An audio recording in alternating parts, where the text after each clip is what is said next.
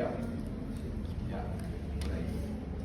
Para dewan juri yang bijaksana, Bapak Ibu pendamping yang berbahagia, dan teman-teman seperjuanganku yang penuh asa. Malam dingin ada genderuwo. Cakep gak nih? Sambil santap sepiring soto. Bila hadirin sudah legowo, bolehkah saya mulai pidato? Assalamualaikum warahmatullahi wabarakatuh. Alhamdulillah wa kafa, wassalatu wassalamu ala rasulillahi wal mustafa wa ala alihi wa sahbihi wa man ihtada amma ba'd. Pertama-tama dan yang paling utama, bersyukur kita kepada Allah Subhanahu wa taala dengan mengucapkan alhamdulillah. Allah Subhanahu wa taala telah menciptakan 7 lapis langit tanpa tiang, 7 lapis bumi tanpa tali gantungan, dan luasnya samudra tanpa semen cocoran. Kedua, sholawat beserta salam dan berbahan bakar iman tak lupa kita kirimkan kepada sang putra padang pasir yang tak pernah pikir dan pandai bersikir, sekaligus nabi terakhir, Nabiullah Nabi Muhammad Sallallahu Alaihi Wasallam. Pada kesempatan kali ini, izinkanlah saya untuk menyampaikan pidato berjudul Manfaatkan Media Sosial, Hindari Berita Hoax. Hadirin, pernah nggak nanya sama bocil depan komplek, tapi malah nanya balik, kamu nanya? Ngeselin banget kan? Terus pernah nggak dengar ada bocil SD Rifkan baru yang join grup chat LGBT? Heran kan? Menurut studi yang dilakukan oleh Siti Hafsah dari Universitas Muhammadiyah Jakarta menyatakan bahwa penggunaan media sosial mengakibatkan menurunnya motivasi belajar siswa. Itu tadi adalah beberapa problematika yang diakibatkan oleh penyalahgunaan media sosial. Di abad ke-21 ini nggak bisa dipungkiri lagi kalau manusia itu sangat bergantung sama media sosial. Betul hadirin? Betul. Penggunaan media sosial merupakan hal yang terus berevolusi dan berkembang selama kurang lebih 2 dekade terakhir. Pandemi COVID-19 yang berkepanjangan telah mendorong bertambahnya konsumsi media sosial secara signifikan.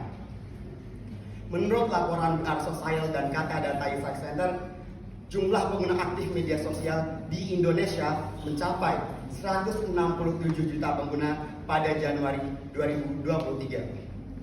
Jumlah tersebut setara dengan 60,4% dari total populasi penduduk Indonesia.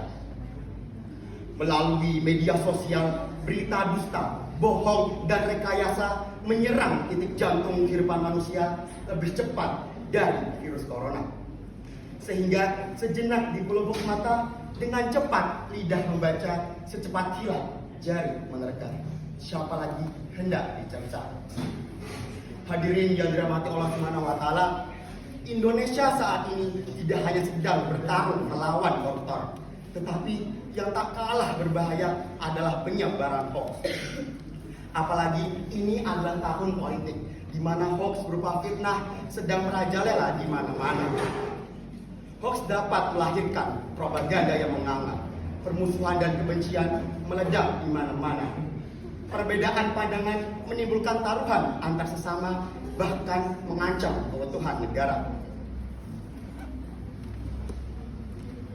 Sebagaimana Allah Subhanahu wa taala berfirman dalam Al-Qur'an, "Wahai orang-orang yang beriman, jika seseorang yang fasik datang kepadamu membawa suatu berita, maka telitilah kebenarannya, agar kamu tidak mencelakakan suatu kaum karena kebodohan atau kecerobohan yang akhirnya kamu menyesali perbuatanmu itu." Quran Surat Al-Hujurat ayat 6. Maka kita nggak boleh terburu-buru dalam mempercayai suatu kabar yang ada di media sosial. Seperti dalam hadis bahwa Rasulullah Shallallahu Alaihi Wasallam bersabda, "Ata'ani minallah wal ajalatu minasyaiton." Tidak terburu-buru atau ketenangan datangnya dari Allah, sedangkan terburu-buru datangnya dari syaitan. Hadis riwayat Abu Ya'la dan Al-Baihaqi. Hadirin yang dirahmati Allah Subhanahu wa taala, masyarakat perlu didukung untuk membiasakan diri meneliti uji telaah akurasi, validasi informasi, serta meningkatkan literasi.